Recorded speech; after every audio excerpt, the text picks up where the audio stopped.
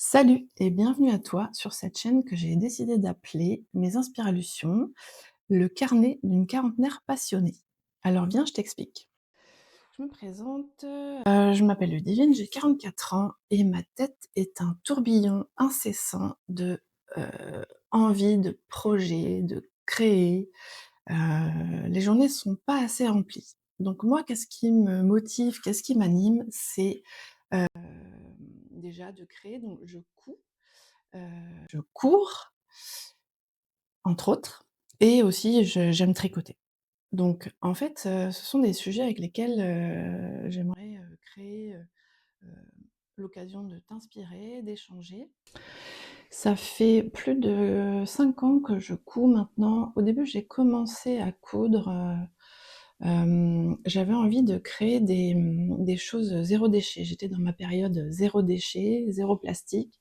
Donc j'ai commencé à coudre, tout ce que tu vois sur les marchés de Noël ou les marchés en général, lingettes, nettoyantes, en tissu, sopalin lavable, et que sais-je, tout ce qu'on pouvait faire en tissu. Et puis j'ai eu envie de m'orienter sur les culottes de règles, notamment pour mes filles et notamment la plus jeune.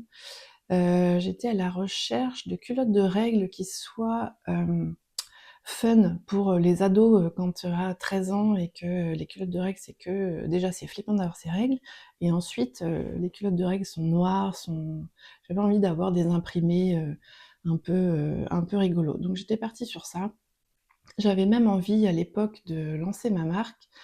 J'avais flippé de fou et puis je savais pas assez bien coudre, mais j'avais vendu quelques modèles, aux copines de ma fille, en l'occurrence. Du coup, j'ai commencé par coudre, des petites culottes, de règles, du coup, que j'avais transformées. Ça se faisait pas beaucoup il y a 5 ans.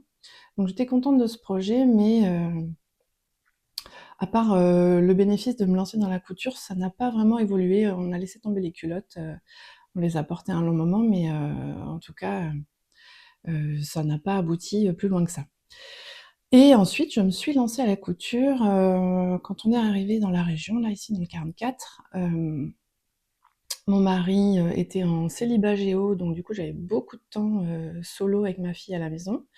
Donc j'avais envie de remplir, le vide un peu, bah, de cette situation. Donc je me suis lancée dans des projets couture, basiques. À savoir que la couture chez moi, c'est un truc qui est très présent puisque ma mère et ma grand-mère, cousaient. J'ai toujours vu ma mère coudre et j'aimais beaucoup ça. Je m'étais acheté une machine à coudre quand ma première fille, allait naître. Je voulais lui faire un tapis, d'éveil. Bon, j'étais très nulle. J'avais une machine, catastrophique, je ne suivais aucune méthode. C'était vraiment, pas académique comme, process et tu peux t'imaginer, le résultat n'était pas au rendez-vous. Mais j'aimais bien quand même, le fait de créer. Même si j'aimais pas ce que je faisais, j'aimais bien, l'action. Donc j'ai commencé par de l'ameublement, ce qui est souvent le cas, hein. Tu commences par des petits sacs, des petits rideaux, des machins qui étaient d'ailleurs assez moches et assez bancals. Assez bancal pour que en fait, bah, la machine, je la mette dans un placard et que j'ai plus envie d'y toucher jusqu'à mon histoire de culotte. Et puis j'ai commencé à suivre des méthodes et puis surtout des patrons qui étaient bien expliqués et cetera. Et là, j'ai commencé à améliorer ma technique. J'avais aussi, participé, dans une mercerie qui fait, tu sais des, salons, enfin des moments, ateliers, thé couture. J'ai rencontré une très bonne amie, coucou Alice, et ça fait plus de 10 ans maintenant. Là, elle aussi était passionnée par la couture et j'avais un peu découvert ce que c'était de coudre avec, un patron et de réussir un projet qui soit portable. Donc c'était la 1re petite graine, heu, de l'idée. Ensuite, cette même copine Alice, m'avait entraînée à coudre, des sweats, heu, des projets un peu basiques, qui était destiné à ma fille qui était au collège à l'époque, donc c'était le 1er, pied à l'étrier et puis finalement après j'ai enchaîné un chemisier, un machin, un truc, un bidule, un pantalon, et puis j'ai affiné la technique. Donc ça fait au moins 3 ans que je couds vraiment, j'y passe beaucoup d'heures et d'ailleurs que je couds, entièrement mon dressing. Je n'achète plus de vêtements. Le dernier vêtement que j'ai acheté, ça doit être, un jean, dans l'année là, parce que voilà, je m'étais dit un jean, un vrai beau jean, c'est quand même mieux si on l'achète.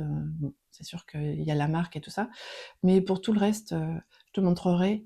Je couds, la lingerie avec, les produits de Charles Jobert, je couds, tous mes vêtements.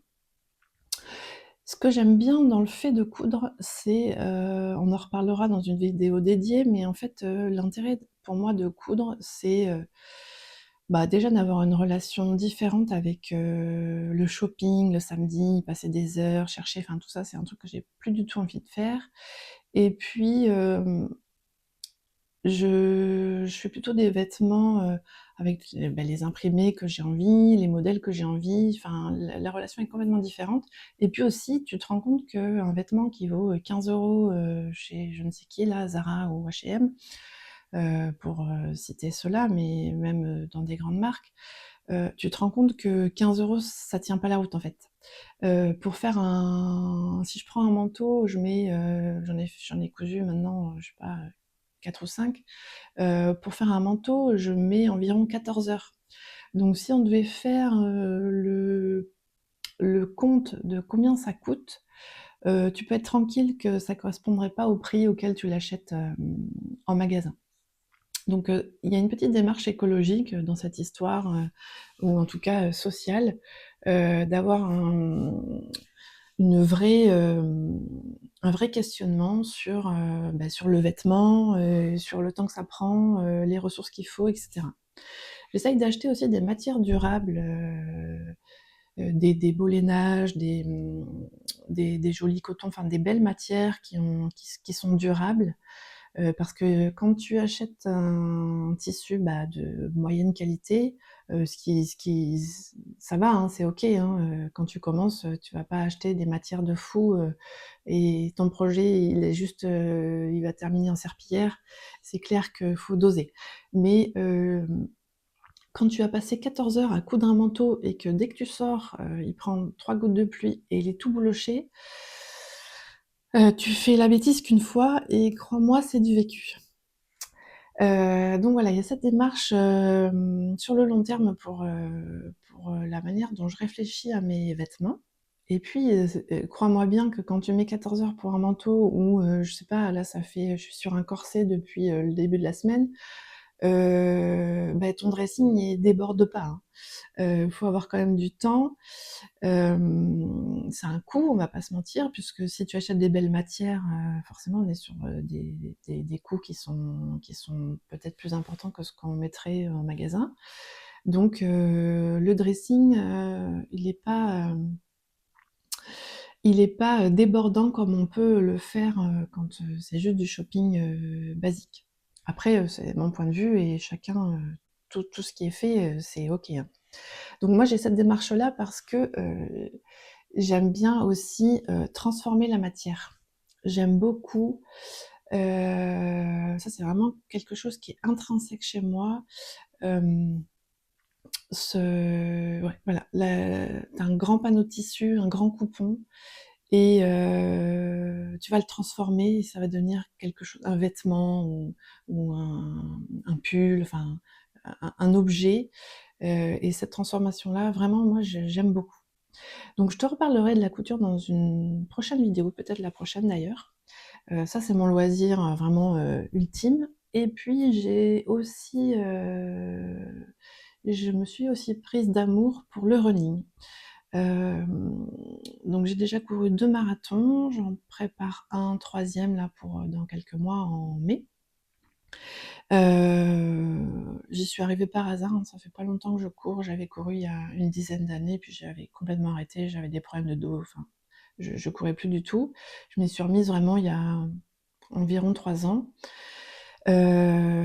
J'étais ultra nulle, pas que je sois bonne aujourd'hui, mais vraiment c'était, à un moment je me suis dit: «Mais si je prends jamais aucun plaisir, je vais arrêter parce que là c'est du masochisme».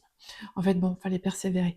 Il se trouve qu'aujourd'hui maintenant le running, ça me soigne les bobos du dos, les bobos du cœur, les bobos, la colère, l'angoisse, le stress, j'ai mal au ventre, je vais courir, j'ai mal à la tête, je vais courir, ça me soigne beaucoup. L'insomnie aussi, ça soigne pas mal. Donc en fait, c'est une vraie thérapie et j'ai envie de dire une hygiène de vie.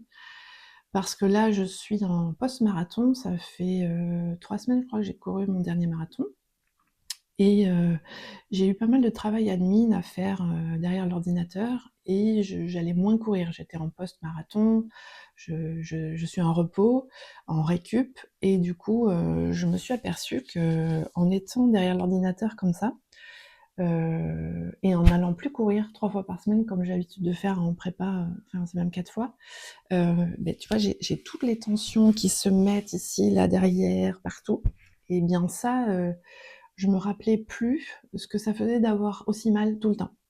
Des migraines de fou, là, où tu dois manger du kétoprofène pendant 3-4 jours, clairement, c'était disparu quand je courais 4 fois par semaine. Donc maintenant, c'est intégré dans la routine, la course, c'est nécessaire, il faut que j'y aille. J'aime bien aussi le fait d'être dehors. J'ai la chance d'habiter à la campagne, donc j'ai juste à enfiler mes baskets et puis, j'ai un canal, un chemin, juste à côté, donc c'est vraiment une vraie chance, par rapport à ceux qui doivent courir en ville. Mais, j'ai envie de te dire, même si c'est en ville ou même si tu dois prendre un peu ta voiture pour aller dans un bois, fais-le. Si tu peux, fais-le. Et souvent quand je cours et que j'ai la flemme, j'ai pas envie, parce que faut pas se mentir, faut quand même y aller, surtout quand il pleut, il fait nuit, il y a du vent, enfin, tu as eu une grosse journée, tu as eu une grosse semaine, tu as qu'une envie, c'est de rester chez toi à coudre, par exemple. Beh, de se forcer, hem, je sais plus ce que je voulais dire. Hem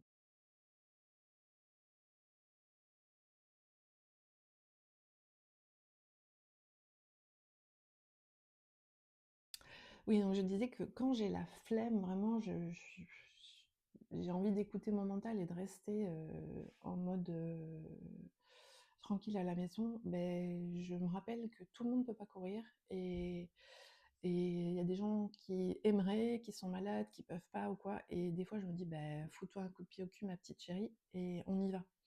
Donc, j'essaye d'honorer ça aussi, en me disant, quand j'ai la flemme, même si c'est pas beaucoup, j'y vais. C'est toujours ça et ça compte pour moi. Donc ça, voilà, le running, c'est vraiment, quelque chose qui a pris une grosse place dans ma vie. Le marathon, je t'en reparlerai, dans une autre vidéo. Ça a été vraiment, une grosse sortie de zone de confort. Je te raconterai mon premier marathon qui a vraiment pas été simple, mais j'étais tellement fière. Je crois que j'ai dormi avec ma médaille. Je l'ai mis, pendant des jours.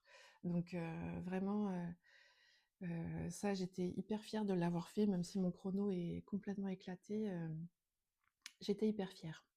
Qu'est-ce qui m'inspire aussi? Je me suis mise au tricot dernièrement. Alors le tricot, c'est comme la couture. Ma mère et ma grand-mère, je les ai toujours vues avec des aiguilles, surtout ma grand-mère, elle connaît, je sais pas combien de points, je sais pas si on dit des points en tricot d'ailleurs? Si, je crois, des points. Hem, du coup, j'avais vraiment envie de savoir faire, mais ça marchait pas. La maillot prenait pas du tout, j'y arrivais jamais. Je commençais des écharpes comme ça, elles finissaient comme ça. C'était un chiffon, un chiffon. Donc j'avais complètement laissé tomber et j'ai découvert l'aiguille circulaire, notamment avec Liz Taylor et puis avec Chloé Tricot qui est canadienne. Donc je me suis dit: «Ah, mais peut-être que je peux moi aussi en fait», et bingo. Je me suis mise au tricot, j'ai choisi un projet qui me motivait de fou. Alors je suis pas partie sur le plus simple, hein, j'ai commencé mon premier pull, c'est un pull, de chez Fildar, en jacquard avec 3 pelotes. Donc, genre, la meuf, elle commence jacquard 3 couleurs. Voilà. Le pull n'est pas fini parce que, je manque de temps, couture, tricot, travail, nani, mais ça va, ça se fait super bien. Entre-temps, je me suis, intéressée d'encore plus près toujours à la faute d'Alice, hein. Alice, arrête de me donner des idées comme ça. Je me suis mise au tricot de chaussettes. Alice m'avait envoyé ses projets, en photo, du jacquard avec des petits renards en haut de la tige de la chaussette là. Je m'étais dit: «Mais c'est une dinguerie». Je sais pas pourquoi, pareil, transformer la matière. Tu as la pelote et puis tu arrives à faire ce truc là, je sais pas, moi je kiffe vraiment ça, quoi. Donc du coup, quand j'avais vu ces pelotes, ces chaussettes avec des petits renards là, je trouvais ça trop mignon et je me suis dit: «Bah, et si j'arrivais à le faire moi aussi?» Du coup, bingo, j'ai commencé à faire des chaussettes pour moi. Je me suis choisi une belle matière, c'est, cachemire et laine, enfin bon bref. Je me suis choisi une belle matière, j'ai commencé, les chaussettes et puis ma fille aînée m'a dit: «Oh, je voudrais trop une paire moi aussi». Donc je me suis lancée dans des chaussettes de Lysandre Hourdin. C'est des chaussettes, je te le mets ici, heu, avec des homards. Ma fille est passionnée par les homards ou les écrevisses et du coup, j'ai entraîné tout le monde sur Instagram à me soutenir de fou. C'était le projet de cet été, lui tricoter des chaussettes pour son anniversaire. Projet accompli, j'étais trop fière vraiment d'avoir fait ça. Elle était super contente. Donc, donc ça, c'était vraiment une belle réussite aussi. C'est important de savourer les petites victoires, tu pars de 0 et tu arrives à faire le truc. Vraiment, j'adore. Et savoir qu'elle a aimé aussi, j'étais super fière. Donc ma deuxième fille m'en a demandé une paire là. Je suis un peu à la bourre, mais c'est dans les tuyaux. Donc tu vois, je suis pas mal occupée, il y a pas mal de choses qui me donnent envie, qui m'animent. Donc si jamais ça fait écho chez toi, j'en serais ravie.